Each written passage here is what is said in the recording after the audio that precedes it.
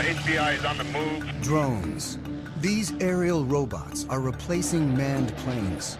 They're revolutionizing warfare by allowing us to see and kill from half a world away. And they're making science fiction a reality. Now, with unprecedented access to drone scientists, engineers, and pilots. Master Armed. Nova reveals the technologies that make drones so powerful and the breakthroughs that are leading us into the future. Will drones soon replace even the most sophisticated manned planes and become a part of our everyday lives? It started out as a toy for my dogs to chase. The worry is that we'll have 30,000 drones crisscrossing the sky, accumulating all this information. They generate opposition both overseas and at home. I speak out on behalf of the rule of law. Now, enter a new chapter in aviation history as Nova takes you inside the rise of the drones. 3, 2, 1. This is the ultimate melding of man and machine. The U.S. has more than 2,300 manned fighter planes. Tiger 2, Dark Star Pictures. And pilots like Matt McDonough have long been our heroes. The best fighter pilots that I've seen are the ones that can make a quick decision when things are happening very quickly. But a revolution is underway as manned planes are replaced by drones. Are we approaching a time when movies like The Terminator become our reality? God, these machines are starting to take over. A time when machines fly, think, and even kill on their own. Drones are aerial robots that carry visual sensors, navigation systems, Target acquired. and sometimes even weapons. They come in all shapes and sizes and go by a variety of names. The United States Air Force uses the term remotely piloted aircraft. They are also known as unmanned aerial vehicles, or as the media likes to call them, drones. Already, the Pentagon relies on a family of more than 10,000 drones, usually to spy, but sometimes to kill. Small enough to fit in a soldier's backpack, the 3-foot-long Raven is the most widely used spy drone in the world. The stealthy Sentinel provided crucial intelligence in the raid to kill bin Laden. The killer Predator has flown thousands of missions since 2001. And the giant Global Hawk can stay aloft and spy for up to 35 hours. The military uses drones to support troops on the ground. 20 seconds to The CIA maintains a covert drone program to find and target individuals. The government claims drones have helped to eliminate up to 70% of Al-Qaeda's top leadership. They've been so effective, the Air Force predicts nearly a third of its attack and fighter planes will be drones within a decade. Planes can fly longer, they can pull more Gs, they can be more precise when they bomb if a human is not in the cockpit. We're entering a new era when the supremacy of even the most advanced planes is being challenged as engineers take the pilot out of the cockpit.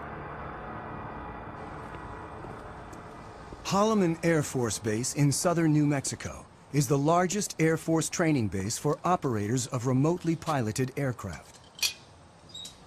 My name is Chad. I'm a captain in the United States Air Force. For security reasons, we've been asked to cover our last names to prevent us from potentially becoming a target of any kind. Captain Chad has flown remotely piloted aircraft in combat for 3 years, and now teaches pilots to fly the world's most famous killer drone. It's known as the MQ-1, or more commonly, the Predator. The Predator has changed warfare, but it's just a hint of what's to come. Where we are in terms of unmanned aerial vehicles is about the same place we were with biplanes right after World War I. We are at the very, very early stages of realizing what the potential of unmanned aerial vehicles are. Unlike complex fighter planes that are engineered for speed and agility, the Predator is built for endurance, so it needs to be light and efficient. It's the weight of a pickup truck or so, about 2,000 pounds, and it's balanced pretty evenly on the wheels. And with one hand here, I can lift it up and set it back down.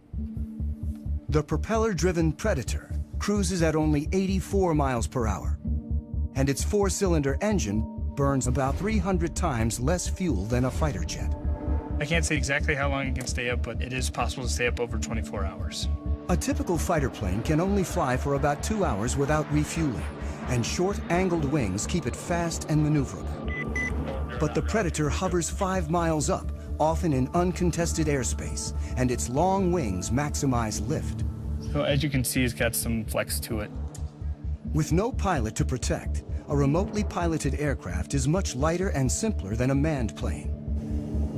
On a fighter, the pilot's support equipment and ejection system alone weigh as much as a Predator, which in place of a cockpit has a satellite control system. It's essentially the brains of the aircraft. It gives us the ability to communicate, control, keep link with the aircraft, and navigate it. The Predator's sensor ball carries daylight and infrared cameras. We can easily make out people from 5-6 miles away. The sensor ball also guides the Predator's 2 Hellfire missiles.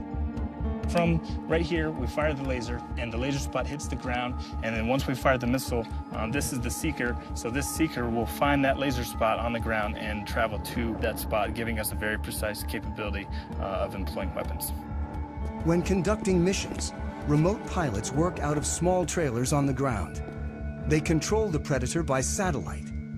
This link is what makes it possible to take the human out of the cockpit and fly from virtually anywhere on the planet. It's tight, about the size of a normal shipping container. And a shift, it could be anywhere from 2 or 3 hours up to 8 or more hours, depending on the situation. From trailers like this, pilots of the Predator and its larger cousin, the Reaper, have killed thousands of individuals since 2001. In this clip from Iraq, a Predator pilot sees 2 insurgents firing mortars towards a coalition airbase. He tracks them and finally shoots. Flash. The pilot's role is to support troops on the ground and go after threats while trying to minimize civilian casualties.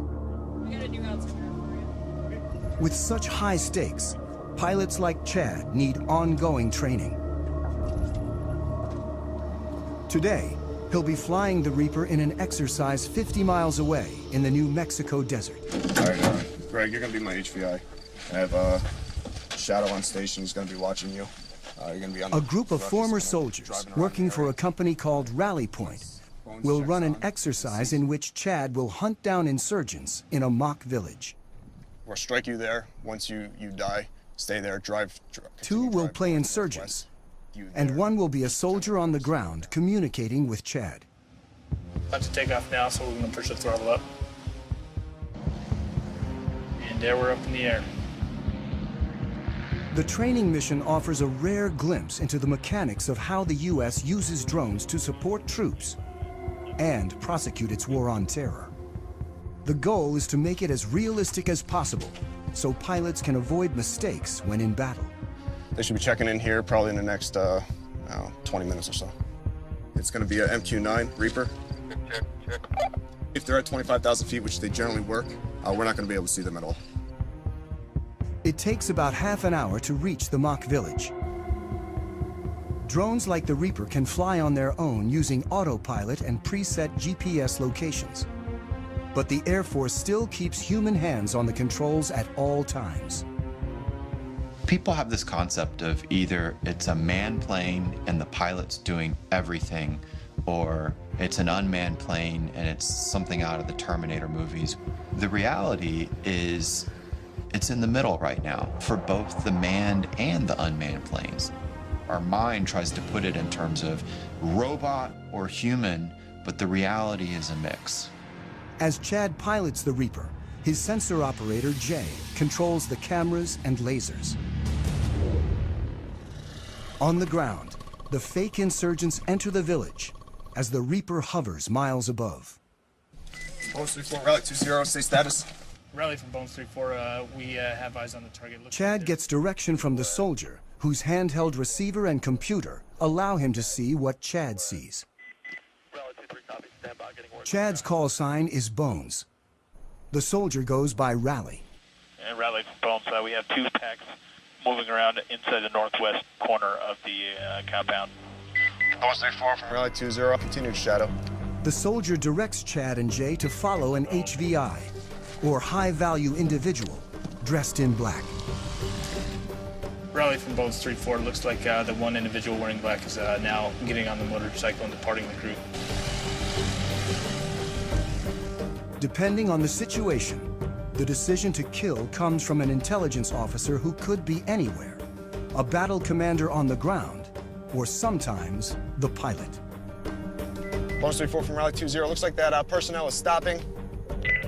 Bones 3-4, that's a firm, that's what we got up here. All right, what I'd like to do is go ahead and prosecute 9-line Bravo 1. Copy. Master armed.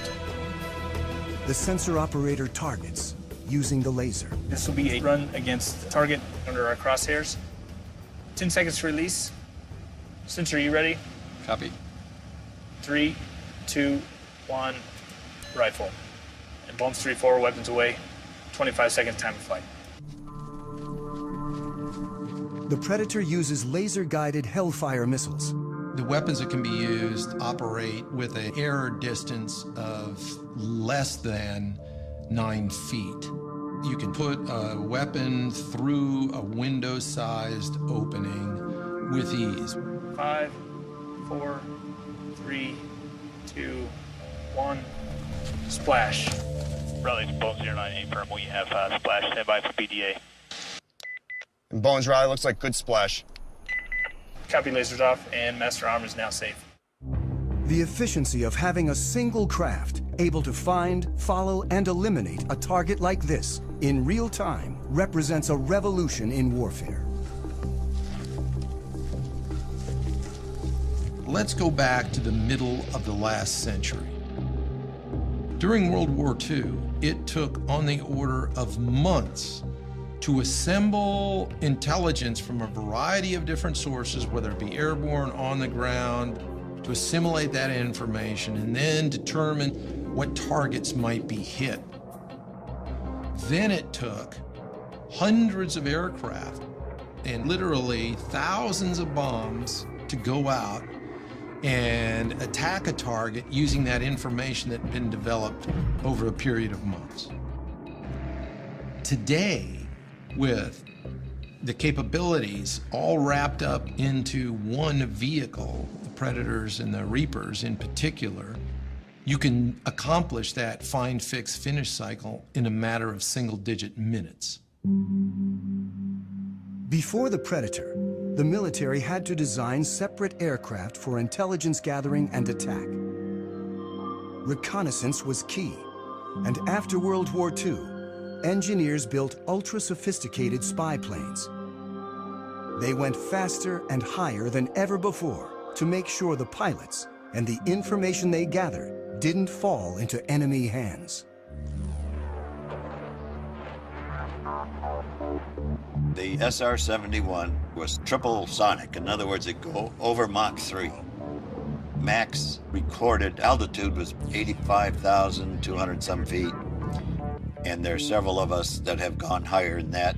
Pilot Tony Bavacqua is one of a select group of men to fly the SR-71, a titanium spy plane built during the height of the Cold War that could take photos of the ground with 12-inch resolution from 90,000 feet. Literally faster than a rifle bullet. Even missiles were too slow to catch it.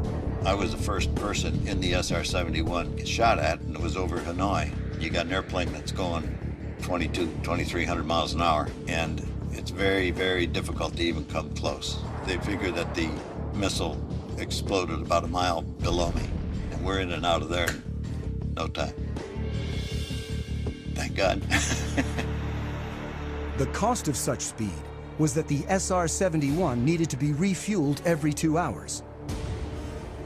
But there was a slower alternative called the U-2. Bevacqua is one of only 12 pilots to have flown both operationally. I was very proud of being a U-2 pilot because of what we have done and what we're still doing.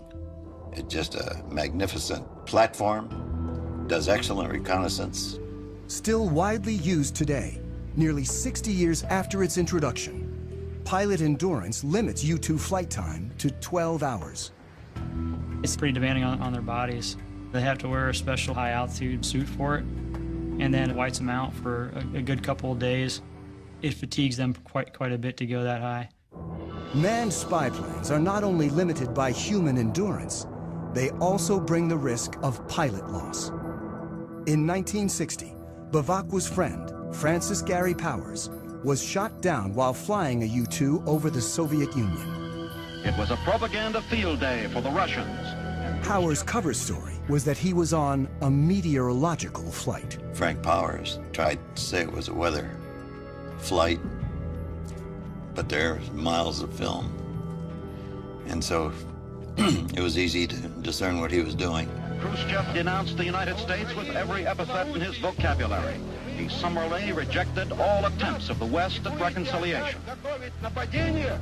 Powers was imprisoned in Russia for more than 2 years, creating a major international incident and clearly demonstrating the need for unmanned spy planes. It was a development from the pilotless aircraft principle. Guidance was by radio from an accompanying aircraft. After reaching altitude... As early as World War II, once at altitude, airplanes could be controlled by radio signals after the pilot bailed out. But for decades afterwards, before GPS, drones were limited by primitive autopilots and navigation systems. In the 60s and 70s, drones crashed constantly, including the most advanced unmanned aerial vehicle, or UAV, the Aquila drone, that averaged a crash every 20 hours. It was a small propeller drone that would fly over the battlefield and gather information and beam it back to you. The problem is, back in the 70s, the technology wasn't ready yet. It was a $1 billion program by the time they got just a couple prototypes. I was frustrated that the U.S. could not make UAVs really work. Abe Karam is the father of the Predator. This is one of two small UAVs built in my garage between 1980 and 1983. I was borrowing $18,000 a year from family. That's all we had. Everything was built with the lowest possible technology.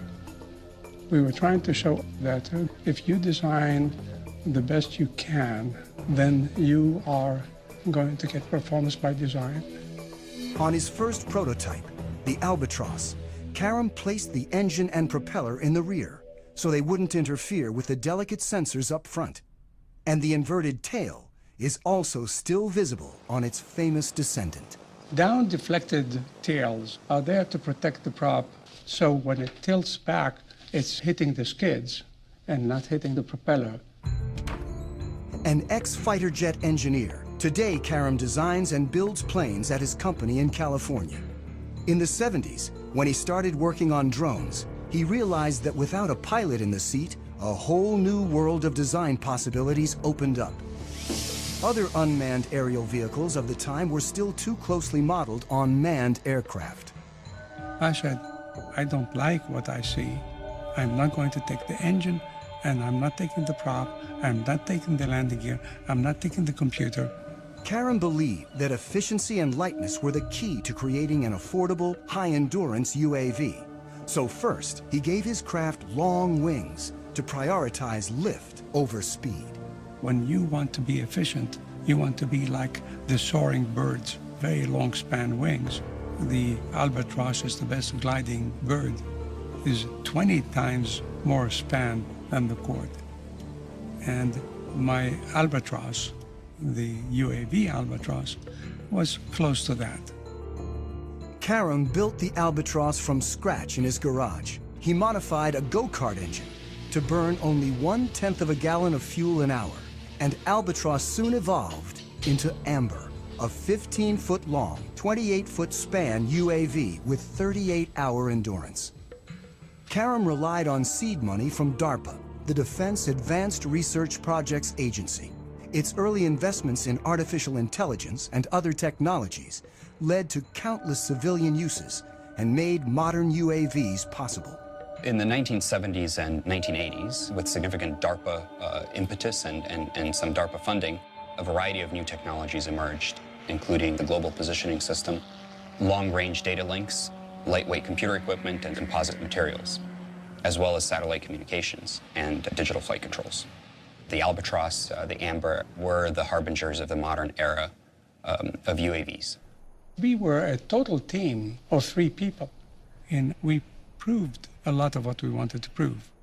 Secretary of the Navy and the head of DARPA, they said, okay, you fly 500 hours, how many are you going to crash? We ended up not crashing any in the 500 hours we did for the military. Karam's Amber prototype never went into full production.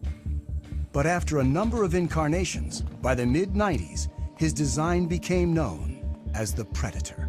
Do not handle the missile by the strakes, wings, fins, seeker head, rocket motor, nozzle seal, umbilical connector housing during loading to prevent damage to equipment and or injury to personnel.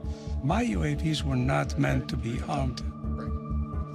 It was really built for the Cold War, when we had the big tactical challenge with so much artillery on their side, so much artillery on our side. Ready? With 2 large armies facing off, UAVs could be used for espionage, but not attack. Then, after 9/11, America started targeting individuals. Now we are fighting non-state enemies, so it starts making sense to arm the UAV, which is not my intention in the beginning. In October 2001, an armed Predator changed warfare forever. I was the commander of the air operations against Afghanistan, where we actually used, for the first time, a weapon off the MQ-1 Predator. The advantages were enormous, order of magnitude beyond where remotely piloted vehicles had been just 10 years prior in Desert Storm. Since this initial strike, drones have proven so effective that the Air Force is now training more remote pilots than manned fighter and bomber pilots combined. So, playing on the scenario? At Holloman Air Force Base in New Mexico, instructor Major Jason teaches this new generation of pilots. Adam 03, loud and clear. The stakes are high when operational, so they begin on video simulators. He invents practice scenarios, programmed using Xbox video game controllers. Adam 09 from Viking 01, you're cleared hot. Stuff that we can't do in the real plane, I can do anything here, because the world's whatever I want it to be. 3, 2, 1, rifle. It's a controlled environment, and we want them to learn here, so that way when they do go operational, you know, they've already made all those mistakes. Pilot, it doesn't look like I ever turned the laser on, so I don't know where the missile went. How did that happen? If that would have happened in real world, that'd be a really, really bad day. Unlike fighter pilots who train for a minimum of 2 years, remote pilots learn to fly their increasingly automated drones in less than 1. The FAA did a study recently that showed that pilots with real flight experience in manned aircraft are actually worse UAV pilots than those that have no flight experience and really come in off the street. You actually bring in a skill set that you don't need and a set of expectancies that you shouldn't have when you're flying a UAV if you came from a manned aircraft. So the Air Force is taking officers off the street with no flight training and putting them through the program, and they've been very successful. They come here, they never went to pilot training like I did. They're here for a few months, and then they have to go operational, so it happens real fast. Adam 09, rifle, time of flight, 15 seconds. And when pilots go operational, despite being half a world away from the action, it all feels very real. Adam from Viking 01, copy splash. It's not like a video game at all. There's no reset button, there's no, there's no turning it off. In real strikes, like this one in Iraq, technology actually allows drone pilots to see more than manned pilots ever have. Because we have such a long loiter time, there's potential to have eyes on the target that we are going to blow up for hours ahead of time. we employ on it, strike the target.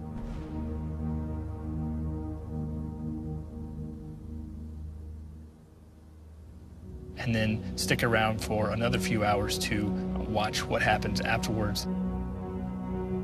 You have to stay there and then stay plugged in and stay focused on the destruction that you just caused from your aircraft. In 2012 alone, the U.S. carried out hundreds of drone strikes across 4 countries.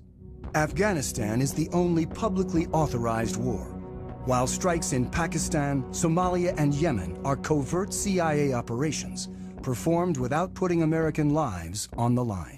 The technology has enabled us to set aside some of the risk factors of sending a pilot in harm's way. So it's meant that we've conducted a lot more strikes that would have been more problematic if we were using manned systems. The U.S. claims drones have decimated al-Qaeda's top leadership while causing limited civilian casualties. But the facts are hard to come by. We know fairly well how many strikes are occurring. What we don't know is the details, who the targets were, whether they were actually eliminated, or whether some other people were killed, because verification is very difficult. There are no fully reliable counts of civilian deaths, but some critics claim that as many as 30% of those killed in the broader drone wars are civilians, and that the strikes turn people against the U.S. and violate international law. After more than 10 years of attacks, the U.S. officially acknowledged its use of drones to target al-Qaeda members in April 2012, when presidential advisor John Brennan gave a speech. The United States government conducts targeted strikes against specific al-Qaeda terrorists, sometimes using remotely piloted aircraft, often referred to publicly as drones. He was met with a strong reaction. Hundreds of innocent people we are killing with our drone strikes in Pakistan and in Yemen and Somalia. They deserve an apology from you, Mr. Brennan. I speak out on behalf of the Constitution, on behalf of the rule of law. I love the rule of law. I love my country. You are making us less safe by killing so many innocent people around the world. Shame on you. Thank you. It's very critical that the U.S. public understand what is happening with the use of this technology, because it is being done in the name of the United States. Drone technology enables America to strike virtually anyone, anywhere with ease, regardless of national boundaries.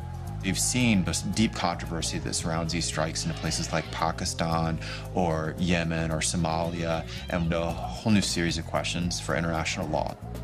The fact that you're not flying a human being across a national boundary still makes it an invasion of a country. We've entered an era where we are conducting an array of operations using unmanned systems that in a previous generation we would have called war, and we would have treated like war. When you're conducting more than 300 airstrikes into a country, you're conducting the equivalent of at least an air war campaign, but we don't call it that now. Drones can strike with pinpoint precision, but their visual sensors are limited in ways that lead pilots to make mistakes. As they stand now, the limitations they have with the Predator is not being able for the pilot to look around and see what's going on. When the operator zooms in to see detail, it's like looking through a soda straw, and the pilot loses the broader picture. These individual little small sensor balls could generally see only a very small area on the Earth, even if you're up at 20,000 feet. I can't look out and see that maybe there's something else going on outside and around me. So the crew's grasp of the situation can be limited. And when they zoom in, they sometimes lose sight of key details on the ground. This secret 2010 transcript, obtained by journalists through the Freedom of Information Act, reveals what can go wrong. While supporting forces on the ground, a Predator team mistook a convoy of Afghan civilians, including women and children, for militants.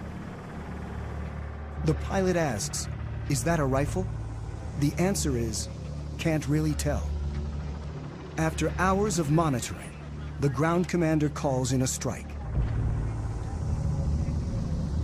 And 23 civilians die, in part because of limitations of the sensors. But engineers are working to create new sensors that can see more in greater detail than ever before.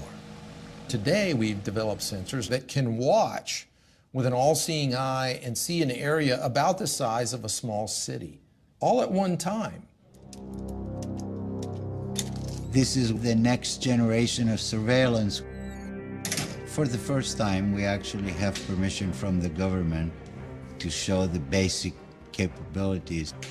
It is important for the public to know that some of these capabilities exist. Engineer Yanis Antoniadis designed the new sensor, known as Argus. With 1.8 billion pixels, it's the world's highest resolution camera. Argus fits inside this pod that attaches to the belly of a UAV. But because much of the work is classified, we can't see the sensor itself.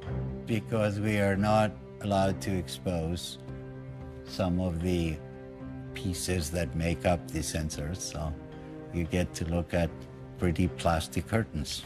Also known as Wide Area Persistent Stare, Argus is the equivalent of having up to 100 predators look at an area the size of a medium-sized city at once.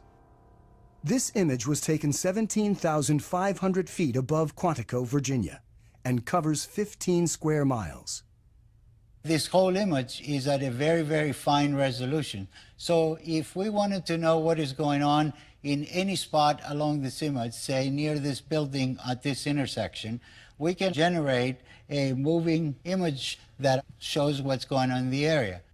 Simply by touching the screen, Antoniadis has opened up a window showing a detailed area, while still maintaining the broader context.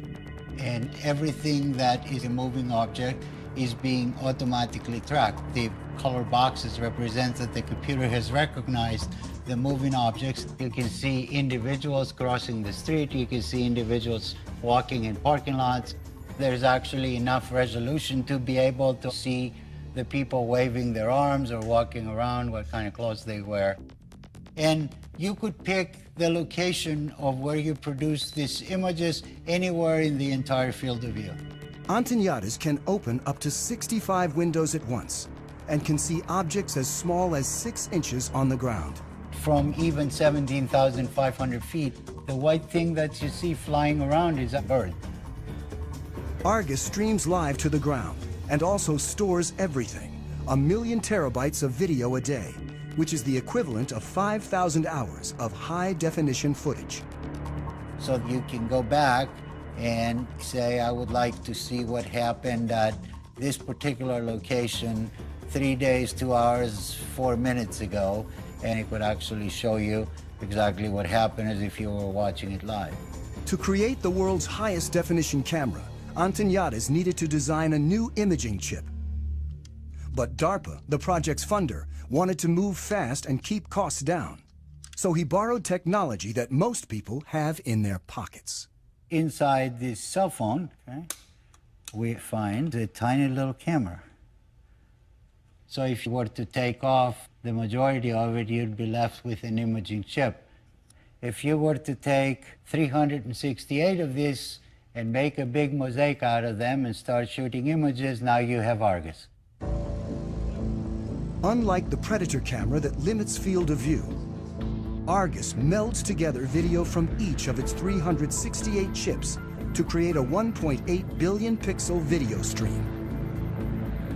This makes it possible to zoom in and still see tremendous detail. Whether Argus has been deployed in the field is classified. I'm not at liberty to discuss plans of the government, but if we had our choice, we would like Argus to be over the same area 24 hours a day, 7 days a week. That's not very easily achievable with manned platforms. This is where UAVs come in, and they're absolutely the perfect platform. Argus may be mounted on an armed UAV like the Predator, a long-range platform like the giant Global Hawk, or a development craft called the Solar Eagle that may someday stay aloft for years at a time. The U.S. Air Force right now has the ability to archive every single video that comes off of every single UAV. We're moving to an increasingly electronic society where our movements are going to be tracked. While technologies like Argus are expanding the reconnaissance power of UAVs, unmanned aircraft remain vulnerable in other ways. The Air Force's large drones still crash more often than manned planes. The $100 million Global Hawk is nearly 3 times more likely to crash than the U-2 it was designed to replace. Even if there's no pilot to lose, when a drone goes down, it can still be a problem. It doesn't take a thermonuclear brain surgeon to figure out that if you are operating a highly advanced, technologically capable system, that you'd prefer not for it to fall into adversary hands. In 2011, an American spy drone, the RQ-170 Sentinel, was lost over Iran. There was a problem with the aircraft, and it landed in an area it shouldn't have landed in, and that's about all I'm going to say. The Iranians claim they hacked into the drone's control system and took over the craft. And in theory, it is possible to take over any computerized system.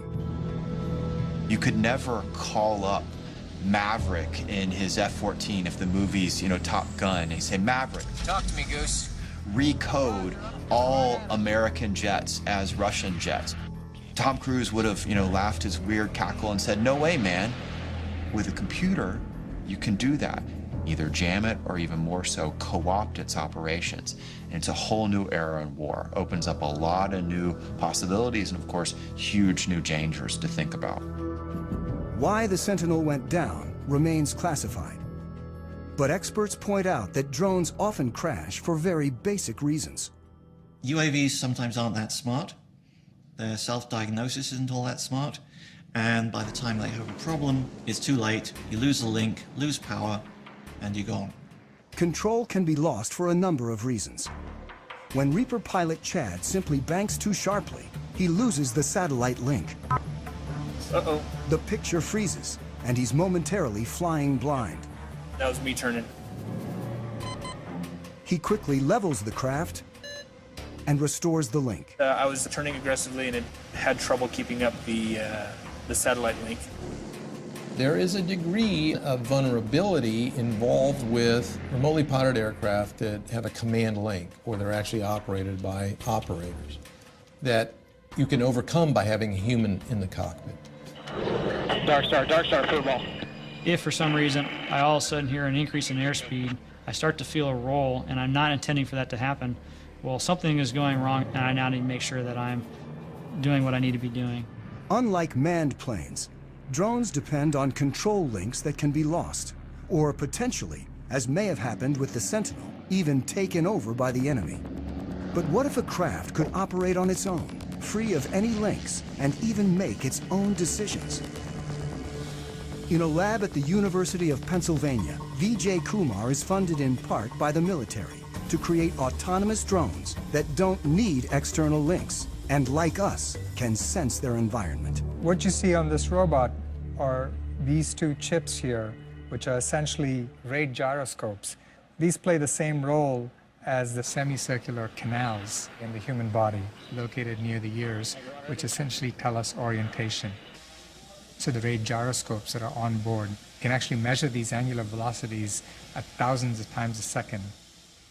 This chip here is the accelerometer, and this allows the robot to sense accelerations in the lateral direction. So these are analogs to the otolith organs that measure acceleration in the human head. When a human pilot feels an unexpected change in acceleration, he knows to adjust the aircraft. And the robots do exactly the same thing. The sensors adjust the craft by changing the relative velocities of the rotors and allow the drones to follow a leader with precision.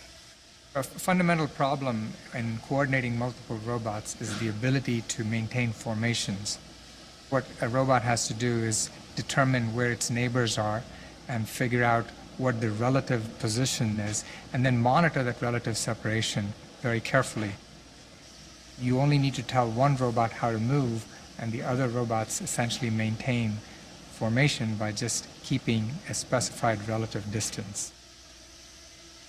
In the figure eight, they come within inches of each other, so they have to combat aerodynamic effects from their neighbors, and they have to have very, very precise control. And all that is done autonomously. The precision of the robots allows them to do some things more quickly and accurately than human pilots can, like predict the movement and the shape of an object and adjust accordingly. In terms of acrobatics, I think it'll be hard to beat what a robot can do. The neuromuscular system in the human body, there may be delays of the order of 80 milliseconds or 200 milliseconds before you actually take an action in response to what you see. Well, robots have this unfair advantage. They can do these computations hundreds of times a second. So your delays are of the order of a millisecond and perhaps even less. In the lab, the drones communicate with a central computer that uses motion capture, an optical system that tracks silver reflective markers on the robots and tells them where they are at all times. But soon it may be possible to cut the cord. And they've already developed another autonomous drone that can go anywhere on its own. The holy grail is to do all of this without any kind of external sensing, without GPS. And in principle, we can do it. These bigger robots actually rely on observations of external features to tell them where they are in the environment. This drone carries a laser rangefinder that determines distance to obstacles and a depth camera that reveals 3D information about the surroundings. They carry on board the processing power, the sensors that are necessary to look at the environment, to reason about the environment. So they can take their relative location and the location of the features to build a three-dimensional map. Well, I'd like to see this technology being used for humanitarian purposes. Imagine there's a 911 call from the building. I think we'll soon have the technology that enables, let's say, 20 UAVs to just swoop through the building and within a minute find out who's in each room and then communicate that to firefighters who are waiting outside. But any technology that you develop, there are always people who are going to use it in ways that the designer never intended them to be used. And the key components of drone technology are already available to virtually anyone. Over there. I got into the hobby about 4 years ago. It started out as a toy for my dogs to chase. I'm pretty obsessed with the hobby.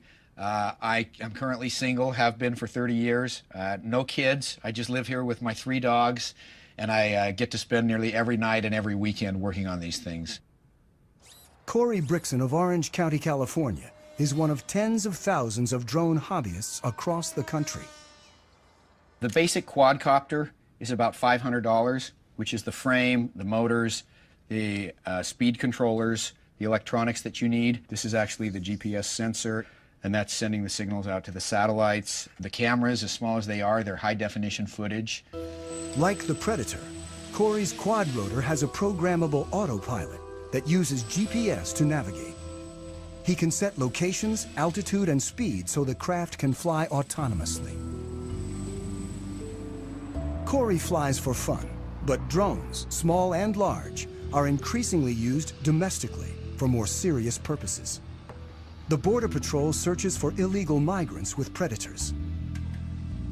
Police departments are turning to smaller drones for reconnaissance. And thousands of individuals use them for their own, sometimes political, ends. We don't consider ourselves to be animal rights activists. We're investigators. Some of our targets are the pigeon shooters in Pennsylvania, so we had the copter up filming what's going on. There were a couple of shots, and it's slowly losing altitude. And then it takes one more shot, and it's down in the trees. You can hear the shooters start cheering and laughing and all that kind of thing. What they didn't know is that we had more. This incident is the first known shoot-down of a domestic drone, but it may not be the last. The spread of drones has raised concerns about privacy and even led one senator to propose legislation limiting domestic use.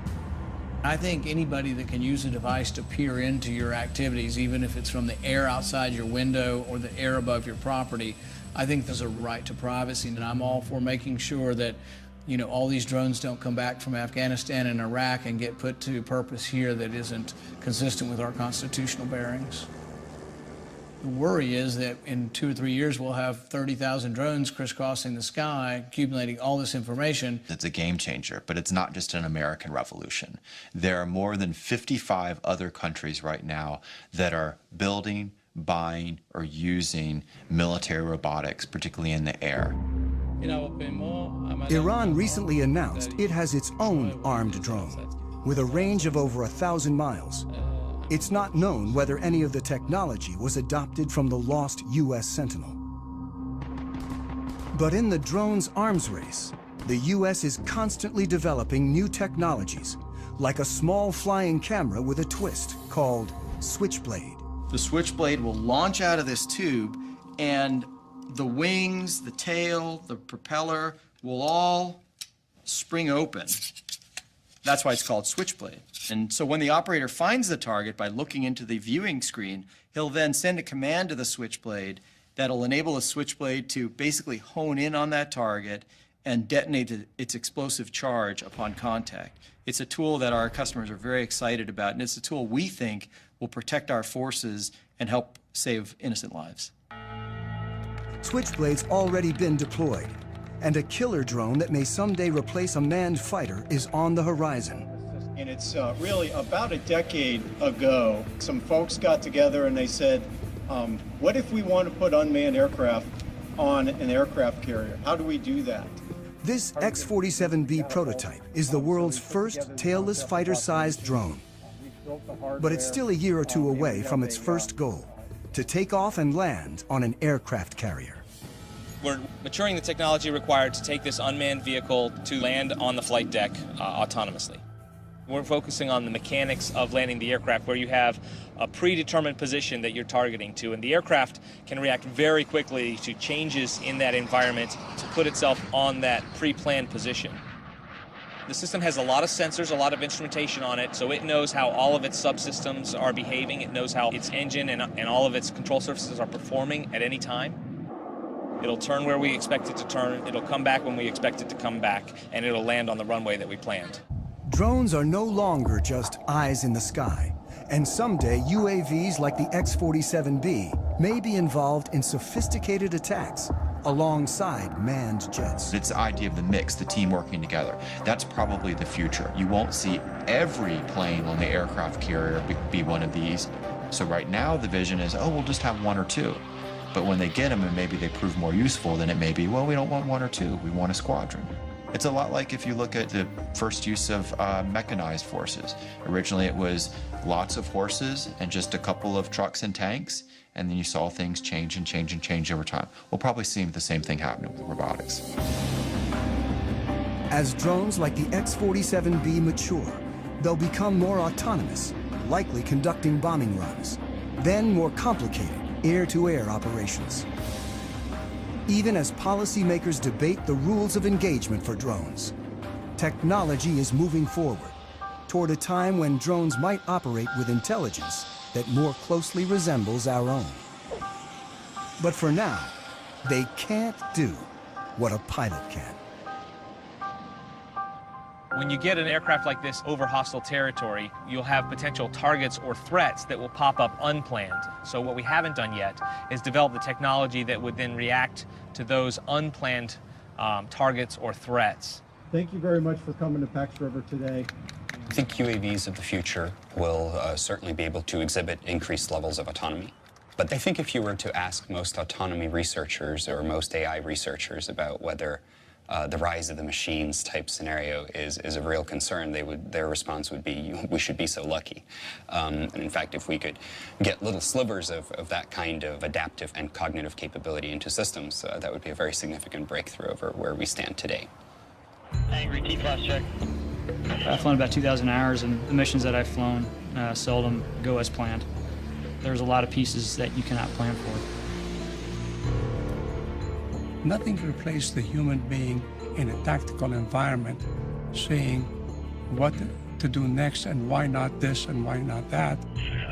Cactus 1539, An Airbus 320 with 150 passengers goes into a flock of Canadian geese and needing to land. I can't do it. I'm going on the Hudson. You want to be in a robotic 320 in that situation? Or do you want Sullenberger to land you? Because you can't anticipate everything. This ability to respond to the unknown may be the final hurdle if drones are ever to fully replace manned planes and start making decisions on their own. I think we're far, but let me say, I am the last guy who says, impossible. As human ambition drives innovation forward, the only thing that's certain is that the Predator and other drones of today are nothing compared with what's to come. Ultimately, DARPA's mission is the creation and prevention of strategic surprise. So if we are successful, we will all be surprised. Historically, you look at when the Wright brothers first flew in 1903. 100 years later, we were actively flying remotely piloted aircraft. So we're kind of on the ground floor now. There's nowhere to go but up.